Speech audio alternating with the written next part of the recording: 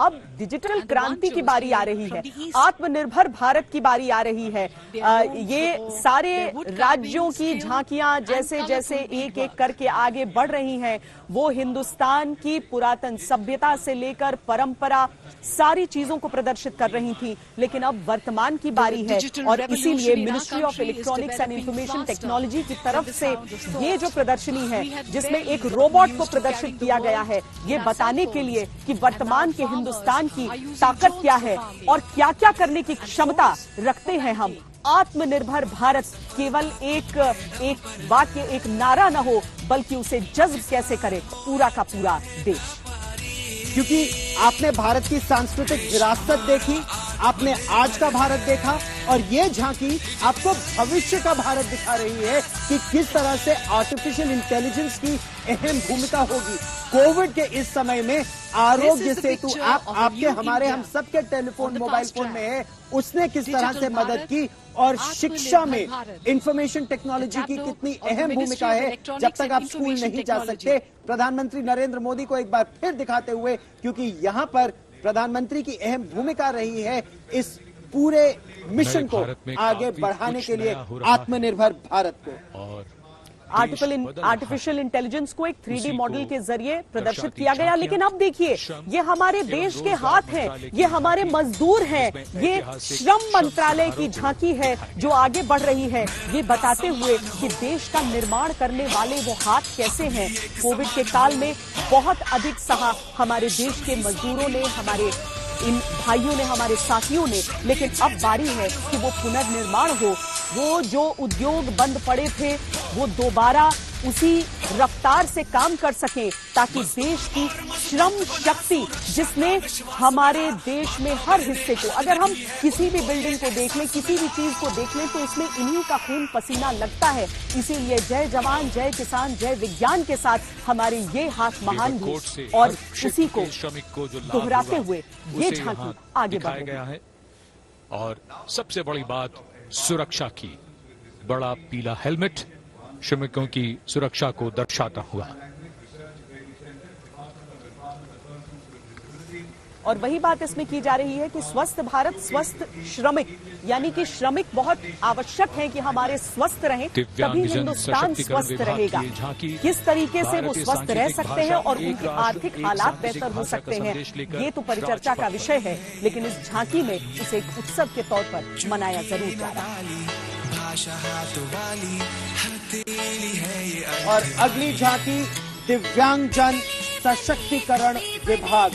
समाज में हर भारतवासी को एक साथ मिलकर, एक दूसरे की मदद करके, एक दूसरे का सहारा लेकर किस तरह सभी को आगे बढ़ना है, एक सशक्त राष्ट्र के निर्माण के लिए प्रदर्शित करती है ये one nation one sine language. और बहुत कम बार ऐसा हुआ है कि इस तरह की कोई झांकी निकली हो, और ये बहुत अहम है, क्योंकि हर एक व्यक्ति को अगर मुख्य धारा का हिस्सा रहना है तो उसमें सबको जोड़कर चलना ही होगा। चाहे किसी भी तरीके से कुदरत ने शायद नाइंसाफी कर दी हो, लेकिन ये one nation one sine language के जरिए इसी संदेश को आगे देते हुए कि संवाद उन इशारों, वो एकीकृत जो भाषा होती है उसके जरिए ही सही, लेकिन जरूर हो।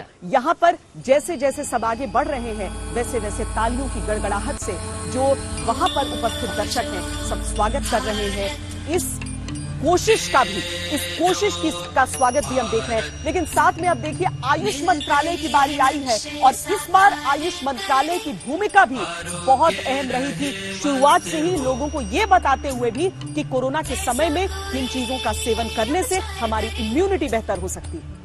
ओजो भारत, तेजो भारत। भारत की हर जड़ी बूटी, हर पेड़ पत्ती में कुछ न कुछ ऐसा है जिससे स्वास्थ्य बढ़ेगा। आपने च्यवनप्राश खाया होगा, आपने काढ़ा पिया होगा, आपने नीम खाया होगा, आपने इस समय वो जैसे अमर बेग कहते हैं गिलोय खाई होगी। तो वो सब दर्शाया गया है, चाहे कोविड हो, चाहे बीमारी हो, आयुष मंत्रालय आपको स्वस्थ रखने का निरंतर सतत प्रयास कर रहा है। जड़ी बूटियों के जरिए दिखाया गया है इस झांकी में। जैसे ऋषि मुनियों के समय से ही हमारी जो परंपरा रही है उसे प्रदर्शित कर रहे थे। और एक बार फिर देखिए हमारे जवानों की बारी आई है, वीर जवानों की बारी में ये सीआरपीएफ की झांकी आप इस समय देख रहे हैं, जहां पर लौह पुरुष सरदार पटेल की प्रतिमा अगर दिख रही है तो लौह पुरुष के से प्रेरणा लेकर लोहे जैसे बल को कैसे वो प्रेरणा मिलती है, यही थीम है इस झांकी का। एक और इस झांकी के अगर आप देखेंगे तो कोबरा कमांडोज आपको दिखेंगे, जो कोबरा कमांडोज नक्सल प्रभावित इलाकों में नक्सलियों से मुकाबला करते हैं, नक्सलियों का अंत करते हैं। तो दूसरी तरफ आपको वो गाड़ी भी दिखेगी और वो बल भी दिखेंगे सीआरपीएफ के, जो कि जम्मू कश्मीर में आतंकवाद का सामना करते हैं। क्योंकि अब जो श्रीनगर शहर है कम से कम वहां पर सीआरपीएफ की ही टुकड़ी वैली क्यू80 के नाम से जिसे जाना जाता है, वो जम्मू कश्मीर पुलिस के साथ मिलकर आतंक निरोधी ऑपरेशंस को अपने दम पर अंजाम देती है। और देखिए गृह मंत्री अमित शाह खड़े हो गए सीआरपीएफ की झांकी को देखकर, सेवा और निष्ठा की ये झलक कि एक तरफ ये बहुत सशक्त है, आतंकवादियों का सफाया कर रहे हैं, तो दूसरी तरफ लोगों की मदद भी कर रहे हैं, चाहे जम्मू कश्मीर हो। और ये है भारत की नई शक्ति को प्रदर्शित करता हुआ डिपार्टमेंट ऑफ बायोटेक्नोलॉजी।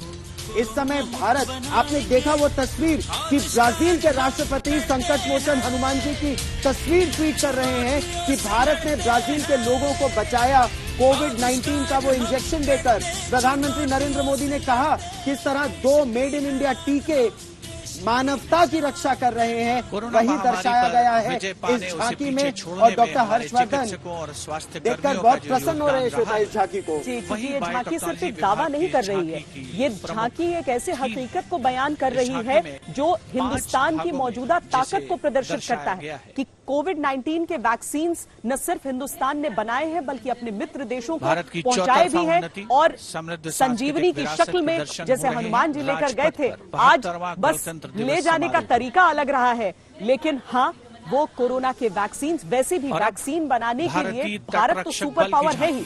अब उसके ठीक पीछे देखिए जय विज्ञान के बाद एक बार फिर जय जवान की बारी, और भारत के तट रक्षक यानी कि कोस्ट गार्ड्स जिनकी झांकी आप देख रहे हैं। अभी तक मार्चिंग दस्ता हमने देखा था, लेकिन इनकी भूमिका बहुत अलग अलग है।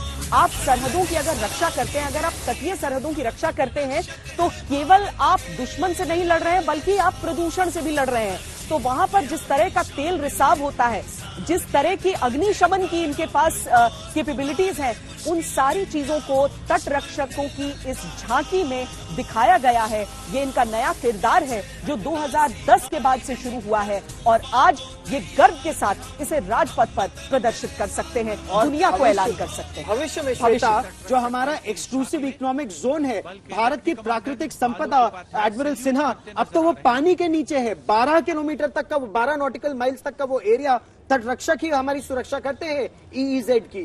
जी, आप बिल्कुल ठीक कह रहे हैं, क्योंकि 12 मील तक जो है वो भारत का जमीन ऐसा समझा जाता है, और भारत के जितने नियम कानून हैं वो 12 मील तक लागू होते हैं। और अब बारी है सूचना और प्रसारण मंत्रालय की, जो कह रहा है कि हम वोकल फॉर लोकल हो जाएं। ये सारी चीजें यहाँ पर, चूंकि मीडिया का ही मंत्रालय होता है इसीलिए आप वहां पर तमाम डिश एंटेनास भी देख रहे हैं, लेकिन उसके साथ ही जो हमारी स्थानीय चीजें हैं उनके लिए कैसे हम सबको खुलकर बोलना चाहिए और खुलकर स्वदेशी को अपनाना चाहिए, उसको प्रदर्शित करते हुए वोकल फॉर लोकल ये सूचना एवं प्रसारण मंत्रालय की झांकी।